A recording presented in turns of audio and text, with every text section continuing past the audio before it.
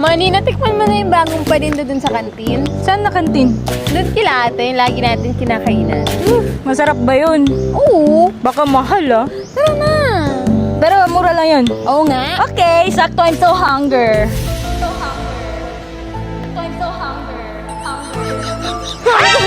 Hungry kasi. Ay, sorry. Ikaw na perfect. Over naman sa correction. Tara na, sama kayo. Let's go.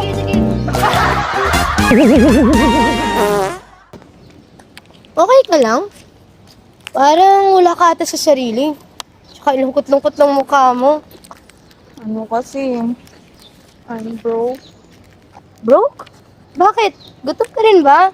Libre kita dun sa masarap na pagkain na sinabi natin. Meron pa naman ako dito. Ha, hindi kasi. I'm broke. Naghiwalay kami ng boyfriend ko.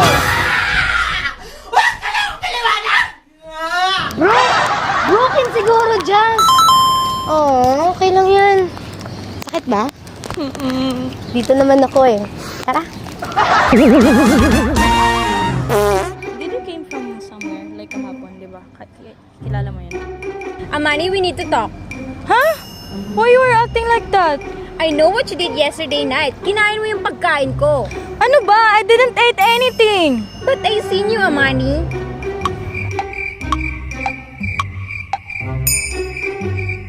Guys, stop this! You both are wrongs! Wrong! Kita mo naman, oh.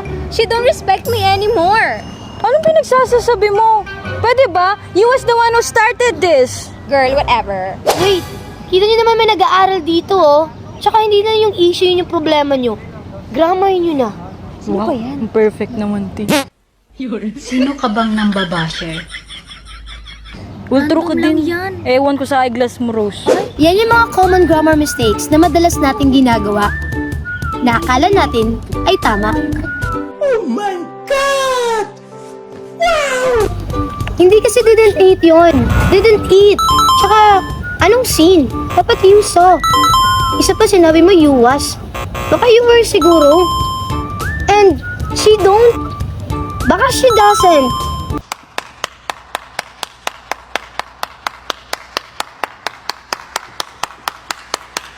Ko kasi pa English ka pa eh. Wait lang, sino ba tong nakikialam? Hindi naman siya kasali Tsaka bakit pinapakalaman ng grammar namin? You're overhearing our storytelling here. Minsan kasi, kapag mag-aaway kayo ulit, siguraduhin yung tama yung grammar nyo.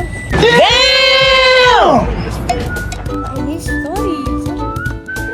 Hey, I didn't eat your pagkain nga kanina eh. At laging tandaan, okay lang magkamali.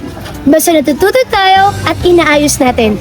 Remember, practice makes progress. And don't be afraid to speak, even if you make mistakes sometimes. And of course, iwasan din natin ang paggamit ng I didn't eat and she don't ha. Thank you for watching!